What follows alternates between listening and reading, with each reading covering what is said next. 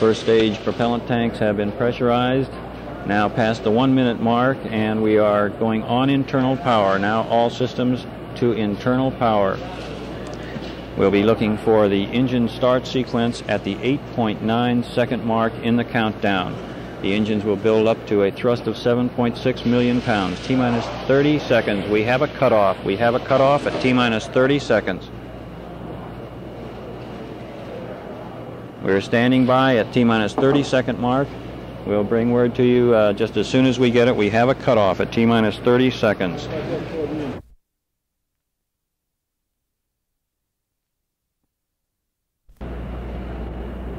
Mark, T-minus 45, and Gene Cernan made that final guidance alignment. That's the last action taken by the crew aboard the space vehicle. Now approaching the half-minute mark. T-minus 33, T-minus 30 seconds, and continuing on now. Continuing on at the T-minus 26 second mark, T-minus 25. We'll get a final guidance release at the T-minus 17 second mark. T-minus 17, final guidance release. We'll expect engine ignition at 8.9 seconds. 10, 9, 8, 7, ignition sequence started. All engines are started. We have ignition, 2, 1, 0. We have a liftoff. We have a liftoff, and it's lighting up the area. It's just like daylight here at Kennedy Space Center as the Saturn V is moving off the pad. It has now cleared the tower. Tower, yours complete. We're in the roll, Bob. Roger, Gino. Looking great. Thrust good on all 5 engines. Okay, babe. It's looking good here. Roll is complete. We are pitching.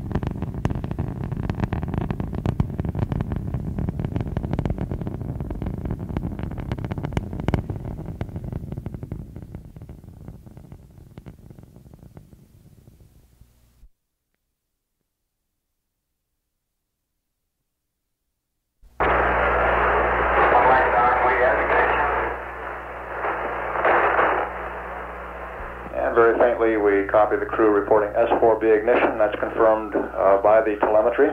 Booster reports the thrust looks good on the S4B. This burn was initiated at an altitude of about 97 nautical miles above Earth. When finished, the spacecraft will be at about 150 miles above Earth and on its way to the Moon, some 213,000 nautical miles away.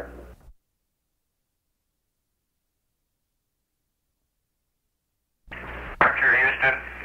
Roger, we copy. Okay, we're free. Rates look pretty good. Let's suck it together. Ready. She's lined up, not bad. Okay. Prime 1. Mark it. Stand by. There she comes.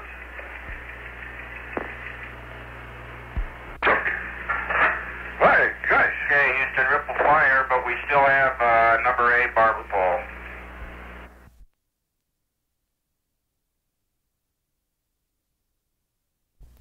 Just to round out things as we pitch back into LOI attitude, lo and behold, from over the top of the limb came the Earth. Very good. Put the whole thing in one big package. Interesting, Gordo. We can see right over South America, and of course we can see up the Gulf Coast, and it looks like Houston's covered with clouds, but poetically enough, we can see the Cape. At least we can see Florida. How about that?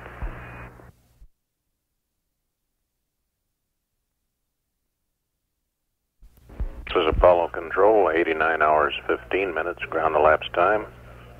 Some 55 seconds until Apollo 17 comes from behind the moon on the start of the first lunar orbit. The ignition time was 88:54:21 in ground elapsed time. We're waiting word from the communications officer that we have indeed gotten a signal and telemetry from the spacecraft. Well, yeah, it is. There's the AOS limits right there. Hello there, America. We hear you talking. I thought it dropped off. Hey, it dropped off. Hello, America. This is Houston. How do you read? Hey, yeah, we're in attitude. America, Houston, over. Well, high gain prompt. Auto and narrow. Here in the control center, we're hearing the crew aboard the spacecraft, Apollo 17, very clearly. However, the ground has not been able to fully lock up on the spacecraft with the so-called uplink, and apparently it has to do with the 85-foot antenna at Goldstone. Oh, America, how do you read Houston, over? America, Houston, this is America. You can breathe easier. America has arrived on station for the challenge ahead. Very good. We've been hearing you for a couple minutes now. We've had a ground sight problem, but you're loud and clear now.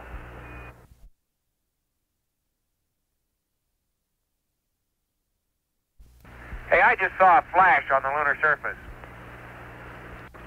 Oh, yeah? It was just right out there north of Grimaldi. Just north of Grimaldi. You might see if you got anything on your seismometers, although a small impact probably would give a fair amount of visible light. Okay, we'll check.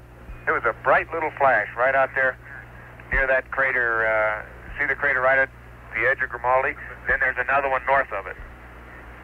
Fairly sharp one north of it is where there was just a pinprick of light.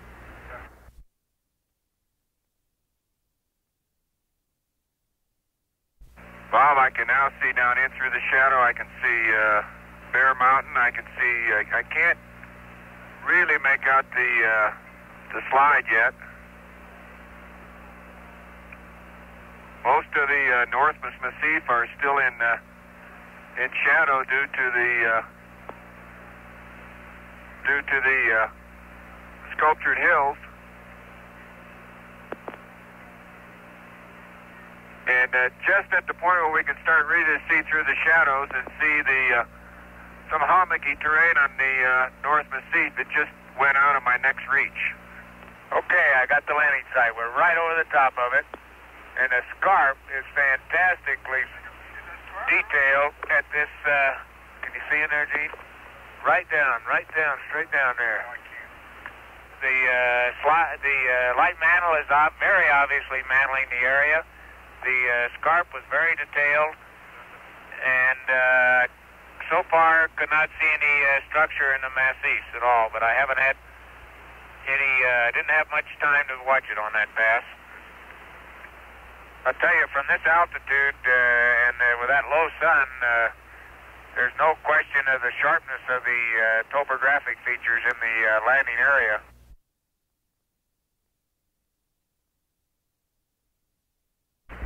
Okay, Gordo, we're out of 11,000 at 9. Okay, stand by for pitch over. Oh, are we coming in? Oh, baby. I'll give it to you. Pitch there it is. Proceeded. And there it is, Houston. There's Camelot. Wide on target. I see it. We got them all. 42 degrees, 37 degrees, through 5,500. 38 degrees. Bellinger, your go for landing. 42 degrees through 4,000. 47 now. 47 degrees through 3,500. 49 degrees. 3,000 feet. 53 degrees. Okay, I've got Barhay, I've got Poppy, I've got the triangle. That's 2,500 feet, 52 degrees. H-dot is good at 2,000. H-dot is good. Fuel is good. Okay, you're through 1,000. I'm taking radar altitude and pings altitude degree. You're through 800 feet. 25 feet per second through 400. That's a little high, Gino. Okay. Going down at 5. Going down at 5. Going down at 10. Cut the H-dot. Fuel's good. 110 feet. Stand by for some dust. Little forward, Gene. Little forward a little. 90 feet. Little forward velocity. 80 feet. Going down at 3. A little dust. You're at 60 feet. Going down about 2. Very little dust. Very little dust. 40 feet. Going down at 3. Stand by for touchdown. Stand by. 25 feet. Down at 2. Fuel's good. 20 feet. Going down at 2. 10 feet. 10 feet. Contact. A push. Engine stop. Engine arm. Proceed. Command override off. Control add. Hold. Pings auto. Okay, Houston, the Challenger has landed. Roger, Challenger, that's super. Okay, boy, you bet it is, Gordo. When you said shut down, I shut down and we dropped, didn't we? Yes, sir. But we is here. Man, is we here. How's that look? Pressures look great. Okay, that side's complete. Houston, you can tell America that Challenger is a Taurus-Littrow.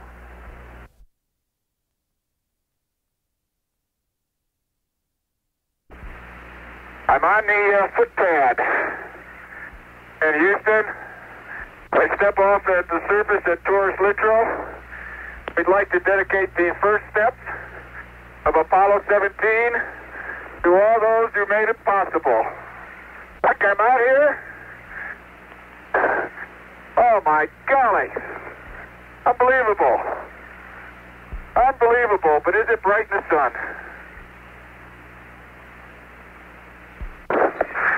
Okay. We landed in a very shallow depression. That's why we've got a slight pitch up angle. Very shallow. Dinner plate like this crater, just about the width of the strut.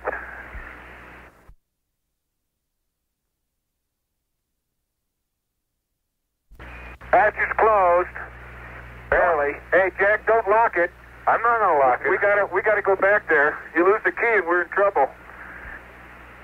Hey, who's been tracking up my lunar surface? Okay.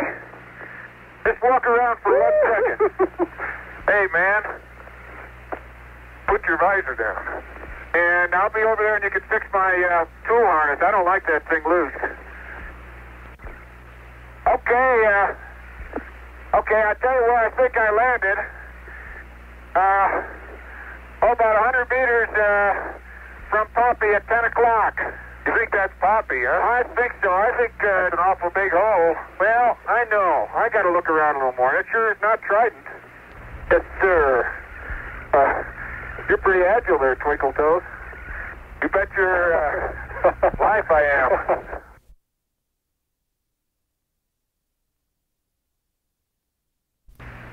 Okay, here we go. Okay, the front wheels turn. I can't see the rear ones. I'll verify them in a minute. Okay. I can't see the rear ones, but I know the front ones turned. And it does move. Hallelujah. Hallelujah, Houston. Challenger's baby is on the roll. Roger, copy that. Sounds great. What do you see, Jack? Well, you're wrong angle. Yeah, they're turning. How's that grab you? They're turning. How about that? Come towards me, baby.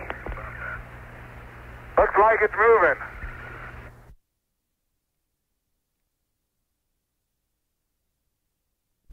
The flag they're deploying is the flag that has been in the Mission Control Center here during past missions. Well, I've never put a flag up in the moon before. What? Pull that in. How about getting it stretched out here? I will. I just can't start forward as fast as I'd like to. Yeah, it's going to want to curl. Maybe it'll, that's what it looks like it's waving in a breeze. Yes, sir. How about right there? We got a beautiful picture, you guys, up down there. Let me tell you, Bob, this flag is a beautiful picture. Houston, that's beautiful. This has got to be one of the most proud moments of my life, I guarantee you. Houston, I don't know how many of you are aware of this, but this flag has flown in the smoker since Apollo 11. And we very proudly deploy it on the moon to stay for as long as it can.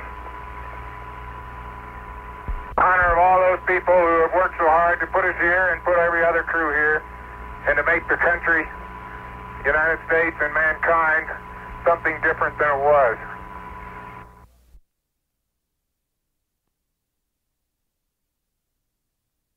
I was strolling on the moon one day in the merry, merry month of December. No, May's the month. May, that's right. May is the year of the month. When, much to my surprise, a pair of bunny eyes. Do-do-do-do-do.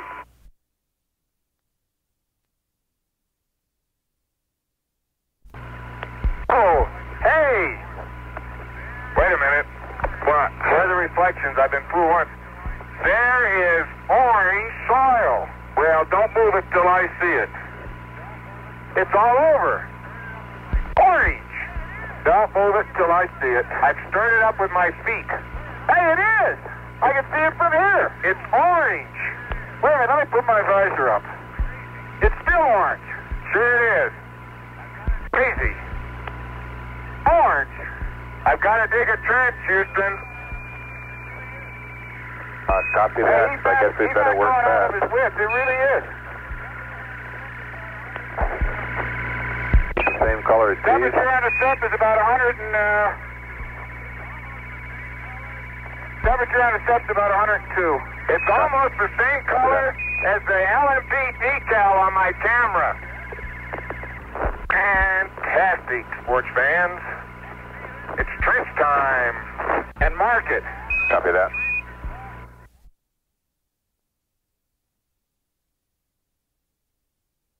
Houston, before we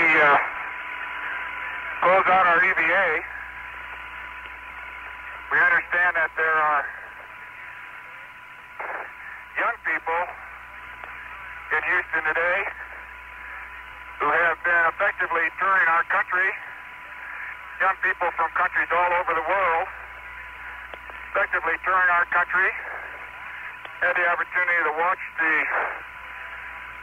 launch of Apollo 17, hopefully had an opportunity to meet some of our young people in our country, and we'd like to say, first of all, welcome, and we hope you enjoyed your stay.